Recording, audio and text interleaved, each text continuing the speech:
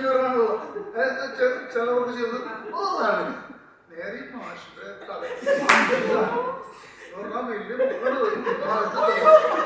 മാഷ് മുന്നു അവസാനം സംഭവം എന്താ തലേ ദിവസം മാഷ് തലയ്ക്ക് പ്രശ്നമായിട്ട് എന്തോ വലിയ മരുന്നും കാര്യമൊക്കെ ആ നേരത്തെ ബുദ്ധിമുട്ട് അത് വലിയ പ്രശ്നമാണ്. അത് ഒരു നമ്മുടെ ഈ ക്രിസ്മസ് അക്കേഷൻ അത് വലിയ വിഷയമായിട്ട് അവസാനം എന്നെ പ്രിൻസിപ്പളെ വിളിച്ച് എന്നെ സസ്പെൻഡ് ചെയ്യാനൊക്കെ പോയി. പിന്നെ ആരൊക്കെ ഇടപെട്ട് അത് തീർന്നു. പിന്നെ സസ്പെൻഷൻ്റെ വന്നല്ല അത് ഇതിനകത്ത് വന്നത് നമ്മൾ ഫൈനൽ ഇയർ പഠിക്കുമ്പോൾ നമ്മുടെ ഫസ്റ്റ് ഇയർ പഠിച്ചതിൻ്റെ ഈ ഭിത്തിയുള്ളത് പുറത്ത് ഭിത്തി കയറി ചെല്ലുമ്പോൾ റൈറ്റ് സൈഡ് അത് നിങ്ങളെ കൃത്യം ഫോട്ടോ തന്നെ റൈറ്റ് സൈഡ് അവിടെ ഫൈനൽ കഴിഞ്ഞ് പോകണല്ലോ ഉടനെ തന്നെ നല്ല പച്ച നമ്മുടെ കമ്മ്യൂണിസ്റ്റ് വെച്ചാണ് അത് വെച്ച് എല്ലാവരുടെ പേര് കാര്യം ഗ്രൂപ്പിന്റെ പേരാണ്. ഇത് രതീഷ് വേണാട്ട് കുറ്റിപ്പുഴ, അടുത്തത് മറ്റേ സുധീർ കണ്ടുപറമ്പത് കിടങ്ങൂര് മാർട്ടിൻ, എല്ലാവരുടെ അഡ്രസ് ഉൾപ്പെടെ എഴുതി നല്ല ഭംഗിയായിട്ട് വെച്ചു. നല്ല ഭംഗിയായിട്ട് എഴുതി വെച്ചു. അത് കഴിഞ്ഞു വൈകുന്നേരം കഴിഞ്ഞ് തിരിച്ചു വെച്ചു കാലത്ത്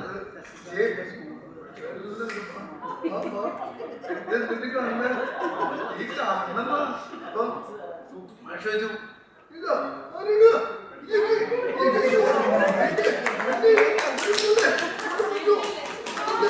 അത് പറ്റൂല മതി എന്താ എവിടെ നടക്കണേ പറഞ്ഞോ അപ്പൊ ശരിയാവുള്ളൂ.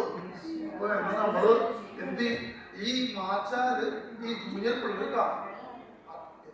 നമ്മൾ വലിയ ആൾക്കാരെ നമുക്ക് മാറ്റം വേണം മാറിപ്പോലെ പിന്നെ പൈസ ഇറക്കണം അല്ലെങ്കിൽ പെയിന്റ് അടിച്ചുള്ള പൈസ അതൊന്നും പറ്റില്ല.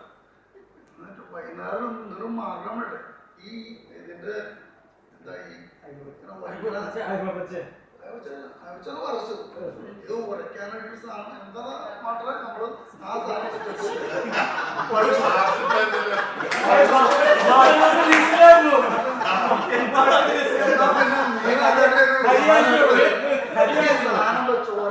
ചോരച്ച് എല്ലാം മാച്ച് ഒരു ദിവസം പോലെ മാഷ് അവിടെ അങ്ങേറ്റാണല്ലോ സാറ് ഇവിടെ നിന്ന് നമ്മുടെ ക്ലാസ്സിൽ നിന്ന് ക്ലാസ് നടന്നുകൊണ്ടിരിക്കുമ്പോ പോണം പുറത്തേക്ക് ഇറങ്ങി ഏത് വരാന്തരക്ക് വരാന്തരക്ക് മാഷിന് നമ്മൾ ക്ലാസ്സിൽ നിന്ന് പതുക്കെ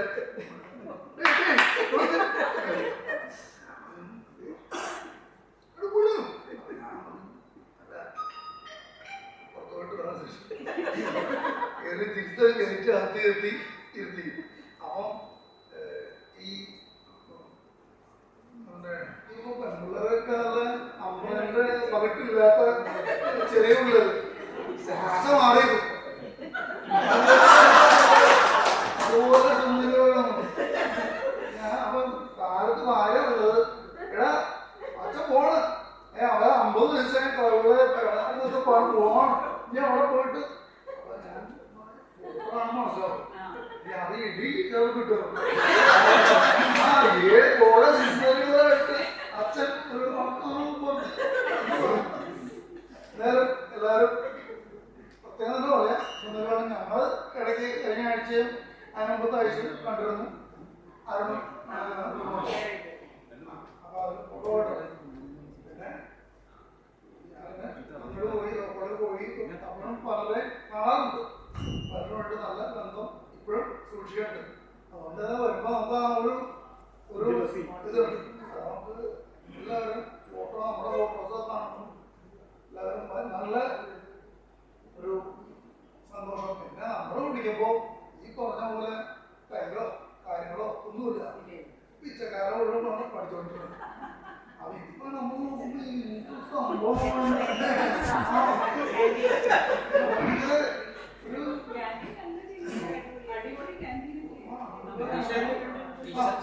ടീച്ചർമാരൊക്കെ കണ്ട് എന്ത് ഗ്രാമമുള്ള ടീച്ചർമാരൊക്കെ ചെറുപ്പം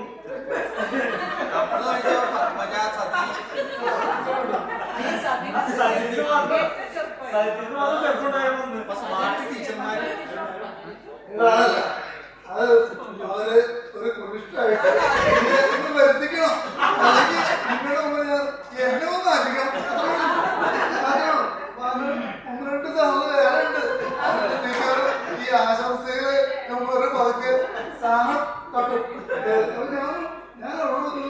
ഇപ്പോഴത്തെ ആകെ ഇതാവൂല തുടക്കാൻ വിട്ടതാ ഇപ്പൊ അതുപോലൊക്കെ ഇടും ഒരു 5-6 പേര് ഇടാണ്ട് ഇത് കുഴപ്പമാണ്.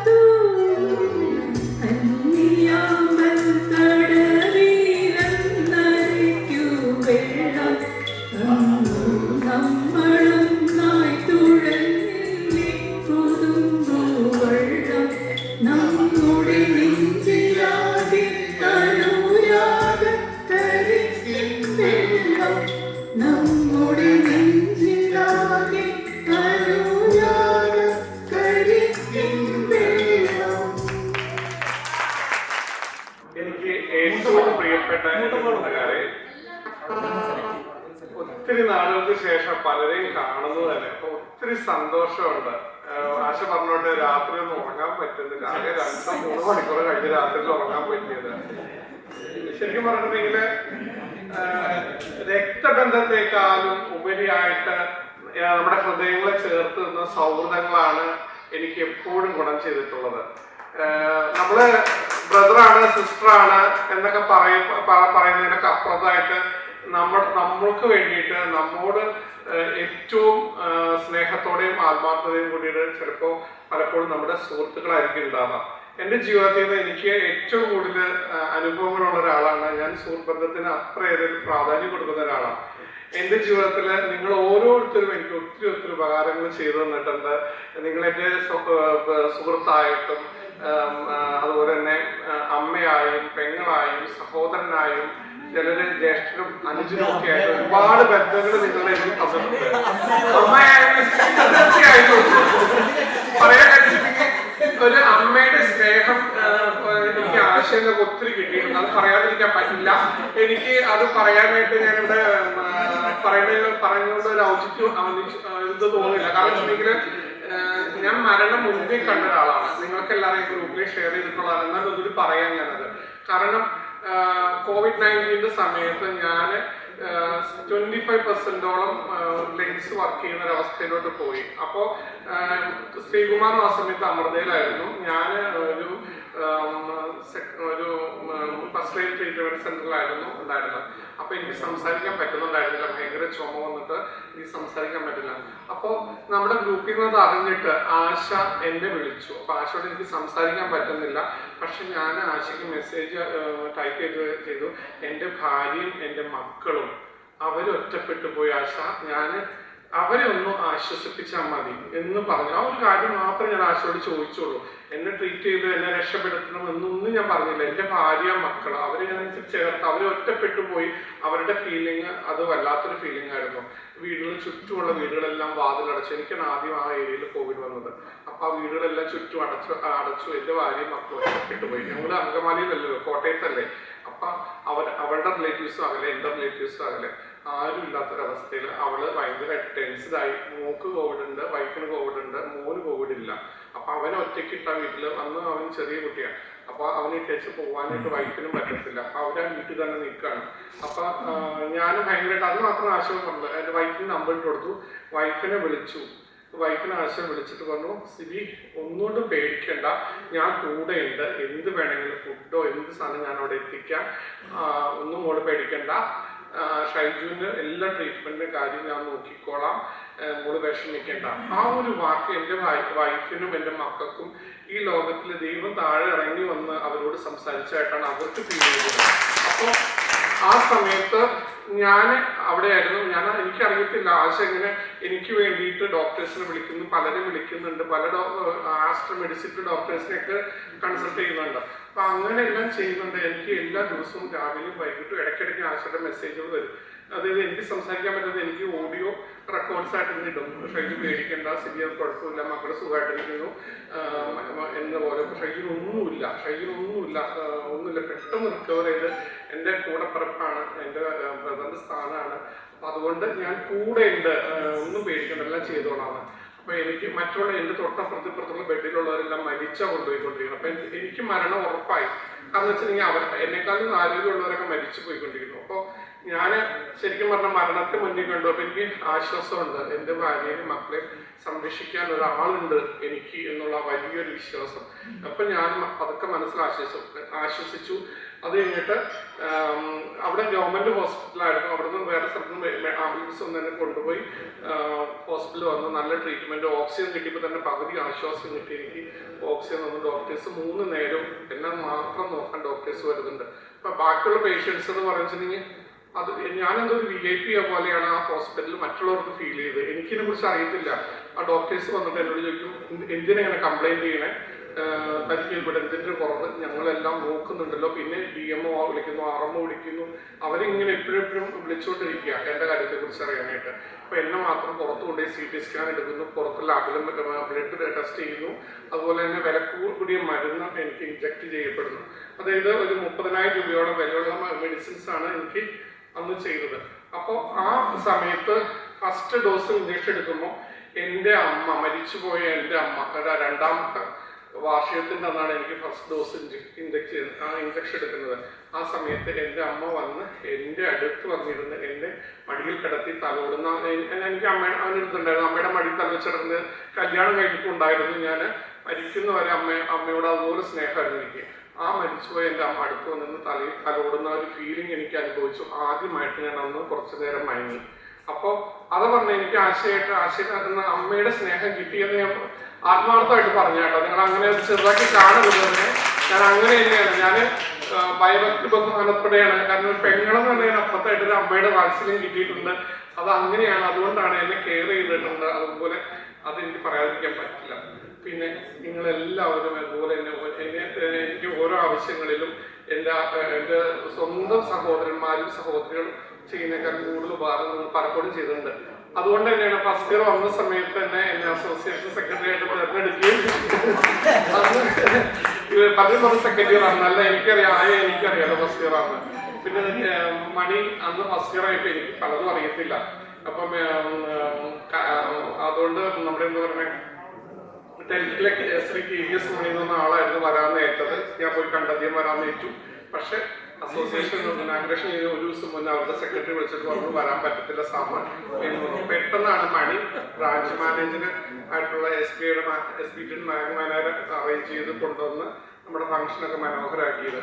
അങ്ങനെ ഓരോരുത്തരും എന്നെ ഒത്തിരി സഹായിച്ചിട്ടുണ്ട്. നിങ്ങളുടെ സ്നേഹവും അതുപോലെ തന്നെ നിങ്ങളുടെ സഹകരണമാണ് എന്നെ ഞാനാക്കി മാറ്റിയെന്ന് ഞാൻ ഉറച്ചു വിശ്വസിക്കുകയാണ്. അപ്പൊ എല്ലാവരോടും എനിക്ക് ഹൃദയം നിറഞ്ഞ സ്നേഹവും അതുപോലെ തന്നെ വാത്സല്യവും ബഹുമാനവും ഉണ്ട് നിങ്ങളോട് ഓരോരുത്തരോടും കേട്ടോ. ഓരോരുത്തരുടെ പേരെടുത്ത് പറയാൻ ഒരുപാട് ഇൻസിഡൻസ് എന്റെ ജീവിതത്തിലുണ്ട്.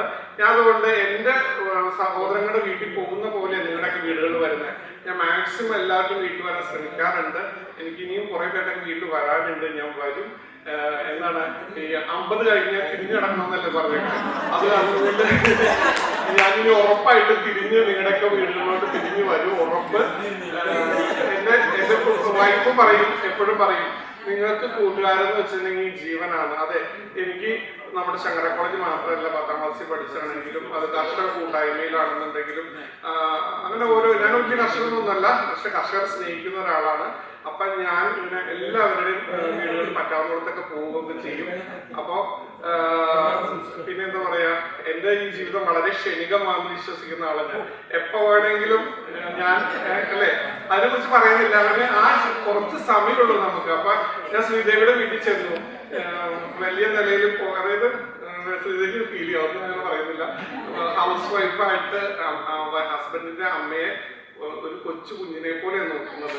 അത് എനിക്ക് ഭയങ്കര ടച്ചിങ് ആയിട്ട് തോന്നി. നമുക്ക് പലപ്പോഴും സ്വന്തം മാതാപിതാക്കന്മാരെ നോക്കാൻ പറ്റാത്ത പല അവസരങ്ങൾ ഉണ്ടാവാറുണ്ട്. പക്ഷെ ഹസ്ബൻഡിന്റെ അമ്മയെ അതുപോലെ നോക്കാം. ഒരു കുഞ്ഞു കൊച്ചിന് ഓർമ്മയില്ല. അങ്ങനെ അത് വല്ലാത്തൊരു ഇതാണ്. അപ്പൊ ഞാനത് നേരിട്ട് കാണാനും അനുഭവിക്കാനും ഒക്കെ എനിക്ക് പറ്റിയിട്ടുണ്ട്. അങ്ങനെ ഓരോരുത്തരുടെ കാര്യങ്ങളിലും നമ്മളെ അറിയുമ്പോൾ നമ്മൾ തോന്നുന്നു നമുക്ക് മാത്രം പ്രയാസങ്ങളുള്ളൂ. അല്ല, എല്ലാവർക്കും അവരുടെ പ്രയാസങ്ങളും ബുദ്ധിമുട്ടുകളുണ്ട്. ആ പ്രയാസങ്ങളിലും ബുദ്ധിമുട്ടുകളിലും നമ്മൾ സന്തോഷം കണ്ടെത്തുമ്പോൾ നമ്മുടെ ജീവിതത്തിൽ നമ്മൾ ധന്യരാകുന്നത്. അതുപോലെ എന്താ പറയണേ, നിങ്ങളുടെ ഓരോ വീട്ടിലുള്ളവരും അതുപോലെ പാരൻസ്, അവർക്കൊക്കെ നമ്മൾ കൊടുക്കുന്ന സ്നേഹവും റെസ്പെക്റ്റും എന്ന് വെച്ചിട്ടുണ്ടെങ്കിൽ നമുക്ക് ചെയ്യാവുന്ന ഒരു ചിരി, ഒരു നല്ല വാക്ക് പറയുമ്പോൾ തന്നെ അവരുടെ മനസ്സും അറിയാം. പ്രത്യേകിച്ച് പ്രായമുള്ളവരുടെ. ഇന്നിപ്പോൾ ഞാൻ ലക്ഷ്മിയുടെ അച്ഛനെ കാണാൻ വേണ്ടിയിട്ട് പോയിട്ടായിരുന്നു. സാറിന് വയ്യാന്നൊക്കെ എന്താണ് അവസ്ഥ എന്ന് ലക്ഷ്മിക്ക് അറിയില്ല. ലക്ഷ്മി യാത്ര ചെയ്തുകൊണ്ടിരിക്കുകയാണല്ലോ. അപ്പൊ ഞാൻ രാവിലെ അവിടെ ചെന്നു. പട്ടണ സാറെ കണ്ടു. സാറിനെ കണ്ടപ്പോൾ എന്നെ ഓർമ്മയുണ്ടെന്ന് തോന്നുന്നു. സന്തോഷമായി. പുറത്ത് തട്ടി നമുക്ക് എന്താ പറയുക ആശ്വസിപ്പിച്ച് വർത്താനം പറയാൻ വേണ്ടിയല്ലോ അവരുടെ മക്കൾ വന്ന് അടുത്ത് നിന്നും ചെയ്യുന്ന പോലെ അവർ ഫീൽ ചെയ്യുന്നത്. അപ്പൊ അവരുടെ മക്കളാണ് നമ്മുടെ മാതാപിതാക്കന്മാരുടെ അങ്ങോട്ടും ഇങ്ങോട്ടും പരസ്പരം നമ്മൾ അവരെയൊക്കെ സ്നേഹിക്കുകയും ബഹുമാനിക്കുകയും ചെയ്യുന്നവർക്ക് മനസ്സിൽ എന്തൊരു സന്തോഷം പറയുന്നു. നമ്മൾ എന്ത് പഠിച്ചു എന്തൊക്കെ ആയാലും നമ്മുടെ പാരന്റ്സിന്റെ അടുത്ത് നമ്മൾ കുറച്ച് സമയം സ്പെൻഡ് ചെയ്യുമ്പോൾ അത് വളരെ ഇഷ്ടമുള്ളൊരു കാര്യമാണ്. ഞാനും പലപ്പോഴും എൻ്റെ മോൻ നഴ്സിംഗ് പഠിക്കാനാണ് പോകുന്നത്. അപ്പോൾ എൻ്റെ വൈഫ് പറയും, നഴ്സിംഗ് ഒക്കെ പഠിപ്പിച്ച മോനെ പിന്നെ കിട്ടുമോ, അവന്റെ ചിറക് വിരിച്ച് പറന്നു പോയി കഴിയുമ്പോൾ നമ്മൾ ഒറ്റപ്പെടും എന്നൊക്കെ പറയും. ഞാൻ പറഞ്ഞു, ഒന്നും പേടിക്കേണ്ട സിബി, സ്നേഹം കൊടുത്ത് നമ്മൾ വളർത്തിക്കോ. എവിടെ പോയാലും തിരിച്ച് ഈ ഉണക്കമരത്തേലും ചേക്കാറാൻ അവർ വരും. അത് പറഞ്ഞ് നീ പേടിക്കൊന്നും വേണ്ട. നമുക്ക് ഉപകാരം പറ്റില്ലെങ്കിലും ആർക്കെങ്കിലൊക്കെ ഉപകാരപ്പെട്ടിട്ട്, അതുകൊണ്ട് ധൈര്യമായിട്ട് വിടുമെന്ന് പറഞ്ഞിട്ട് ഞാൻ അങ്ങനെ വിട്ടേക്കുന്നത്. അപ്പോൾ നമ്മുടെയൊക്കെ മക്കള് വലുതായി വരും. അപ്പോൾ നമുക്ക് പ്രായമാകും. പക്ഷെ നമ്മള് അടങ്ങി ഒതുങ്ങി വീട്ടിൽ ഇരിക്കരുതെന്ന് എന്റെ അഭിപ്രായം.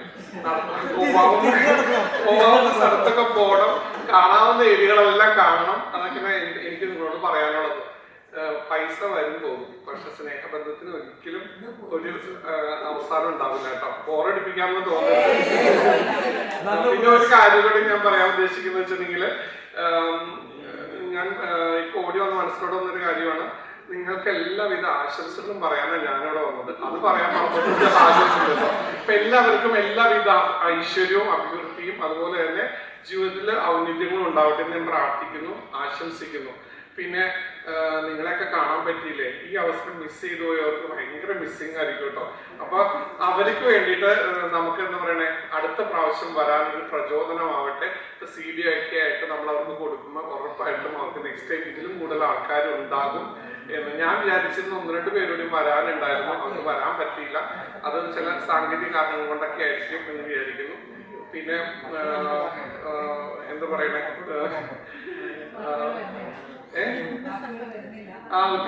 ഭയങ്കര എക്സൈറ്റഡ് ആണ്. അതുപോലെ തന്നെ ഞാൻ ഇപ്പൊ ഇന്നത്തെ രാവിലെ ഒരു കഴിഞ്ഞ ദിവസം ഞങ്ങളുടെ ഗ്രൂപ്പിൽ ഒരു കുട്ടിയുണ്ട്. എപ്പോഴും ആര് എന്തെങ്കിലും കൃഷി ചെയ്തിട്ടുണ്ടെങ്കിലും അതിന്റെ ഫോട്ടോ ഇട്ടിട്ടുണ്ടെങ്കിൽ അപ്പ ആ കുഞ്ഞ് ഒരു ഹാർട്ട് വിടും, എപ്പോഴും വിടും. അപ്പൊ ഞാൻ വെച്ച് ഭയങ്കര കൃഷിയായിരുന്നു. അതുപോലെ ഞാൻ മാത്രം ഉണ്ടാവുള്ള ഈ ഗ്രൂപ്പിൽ കൃഷി ചെയ്യാത്ത ഇവരൊക്കെ ഭയങ്കര കൃഷിക്കാരായിരിക്കും എന്ന് ഓർത്തിരിക്കുകയായിരുന്നു. അപ്പൊ അങ്ങനെ ഇരിക്കുന്ന ദിവസം ഞാനിങ്ങനെ ഹോസ്പിറ്റലിൽ പോണ സമയത്ത് ഈ കുഞ്ഞിനെ ഞാൻ ആ ഹോസ്പിറ്റലിൽ വെച്ച് കണ്ടു. ആ ഹോസ്പിറ്റലിൽ വെച്ച് കണ്ടപ്പോൾ വെച്ചിട്ടുണ്ടെങ്കിൽ അപ്പോൾ രണ്ട് കാലുകളും തളർന്ന് വീൽ ചെയറിൽ നിന്ന് എഴുന്നേക്കാതെ 10-30 വർഷമായിട്ട് ജീവിക്കുന്ന ഒരു കുഞ്ഞ്. ആ കുഞ്ഞ് എന്നെ എനിക്ക് കണ്ടപ്പോൾ തന്നെ മനസ്സിലായി. കാരണം ഈ കൊച്ചിന്റെ ഫേസ് പ്രൊഫൈലായിട്ട് ഈ കൊച്ചിന്റെ ഫേസ് ഉണ്ട്. അപ്പൊ ഞാൻ ചഞ്ചനമോളാണോ എന്ന് ചോദിച്ചു. അപ്പൊ അത് ഞങ്ങൾക്ക് ഷൈജോകളാണോ എന്ന് ചോദിച്ചു എന്നോട്. അപ്പൊ ഞാൻ അതേന്നു. അപ്പൊ അങ്ങനെ വർത്താനം പറഞ്ഞപ്പോ എനിക്ക് അപ്പോഴാണ് മനസ്സിലാവുന്നത് ഈ ഗ്രൂപ്പില് കൃഷി ചെയ്യാത്ത ആൾക്കാരെ എന്നെ പോലെ കൃഷി ചെയ്യാത്തവരും.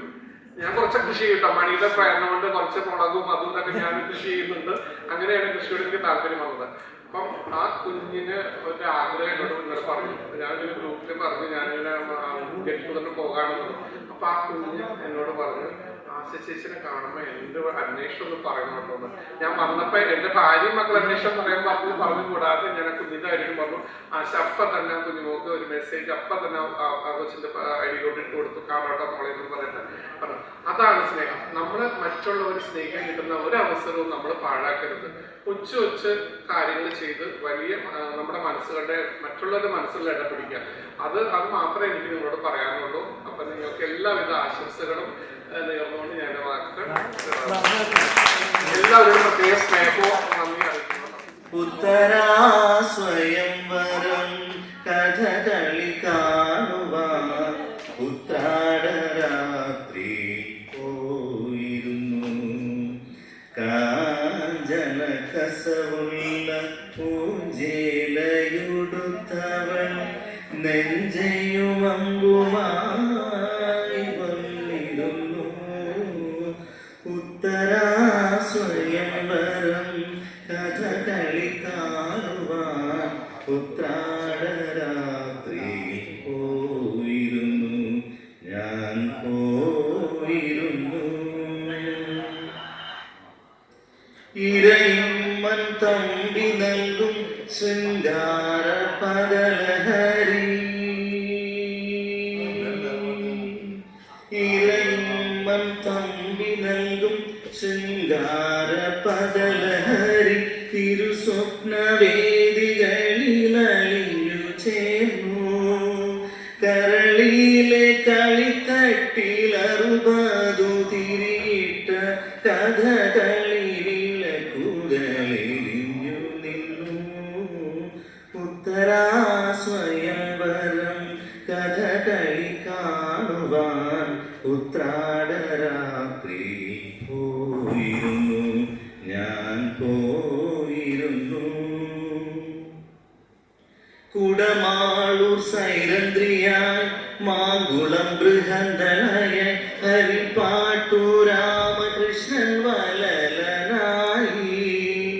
കുടമാളൂർ സൈരന്ദ്രിയായി മാങ്കുളം ബൃഹന്തളയായി ഹരിപ്പാട്ടു രാമകൃഷ്ണൻ വലലനായി. ദുര്യോധന വേഷമിട്ടു ഗുരു ചെങ്ങന്നൂരു വന്നു. വാരണാസിതൻ ചെണ്ട ഉണർന്നുയർന്നു. 1000 സങ്കൽപ്പങ്ങൾ പേരുകൾ തീർത്തരാവിൽ അർജുനനായ അവളുത്തരയായി. 1000 സങ്കൽപ്പങ്ങൾ പേരുകൾ തീർത്തരാവിൽ അർജുനനായ അവളുത്തരയായി. അതു കഴിഞ്ഞാട്ടനില കണഞ്ഞു പോയി. എത്ര അജ്ഞാതവാസമിന്നു തുടരുന്നു ഞാൻ. ഉത്തരാ സ്വയംവരം കഥകളി കാണുവാൻ ഉത്രാടരാത്രി പോയിരുന്നു. ആഞ്ജനകസവുള്ള പൂഞ്ചേലയുടുത്തവൻ നെഞ്ചയുമമ്പുമായി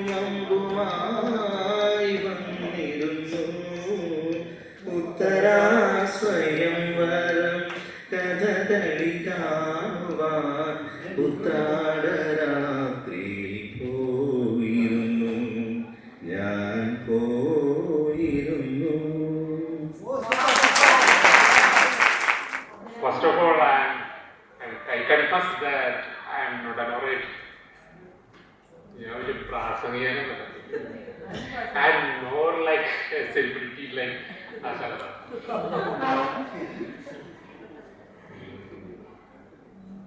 Last time, മറ്റേ 2009 get together രണ്ടുപേരെ മാരേജ്, ഒന്ന് ശ്രീകുമാറും ഞാൻ, and we have kept our promise.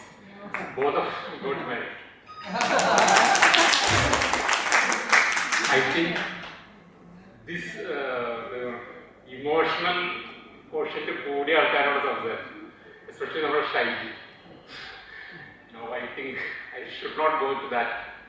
And if Professor JP was here, he would have said, you should maintain I2, that I2 should be I, and it should be low. Sometimes this disorder like this happens, you know.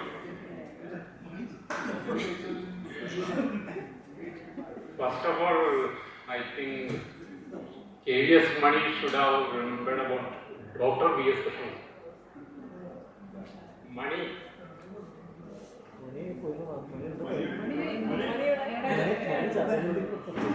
V.S. Krishnan സാറിനെ remember ചെയ്തില്ലോ.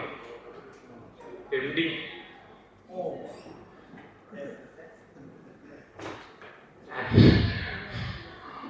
I think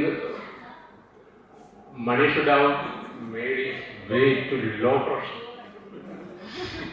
because of his നാവിനെ ഇല്ലല്ലോ.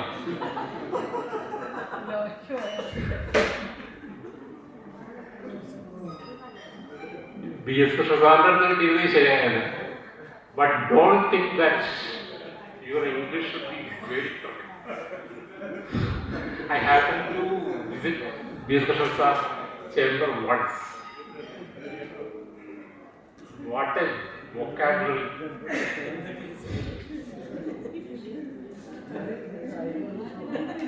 And K.C. Govamar sir is not. He's no more. He's no more. You should have remembered him also. Go back.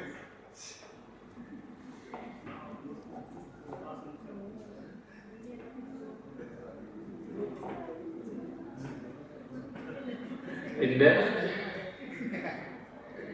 രണ്ട് തരമുണ്ടെന്ന് പറയുന്നത്.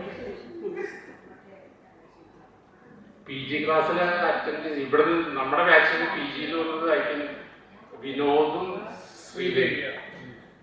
മിക്കവാറും sir പറഞ്ഞാണ് രണ്ട് തരം പിള്ളേരുണ്ടെന്ന് പറയുന്നത്. അതായത് those who are celebrities like Ashalata. When she joined the college itself, she was celebrity and a stage performer also. And those who are like me, very silent, and don't think that in other ways, because CJI, present CJI in an interview said he was so shy, even to the week, I think the week married. He said he was so shy that sorry, I am Malayalam എന്ന് പറയും. That's better.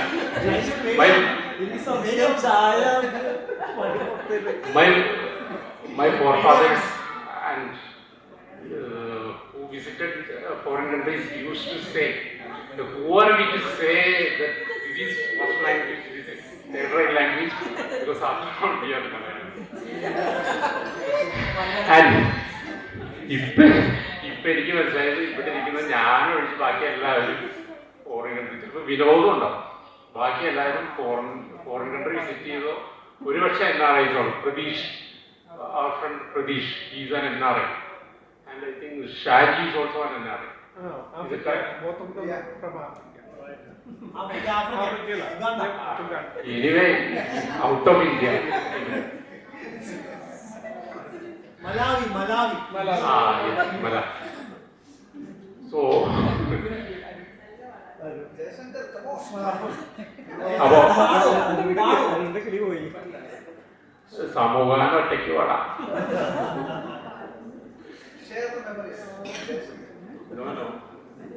Shaiju നോക്കി പറയും law പ്രൊഫഷനിൽ പോവും എന്ന് ഉറപ്പുണ്ടായിരുന്ന ഒരാള് നമ്മുടെ ബാച്ചിൽ രതീഷ് സാറാണ്. And he declared also, I remember, I will join LG. I remember.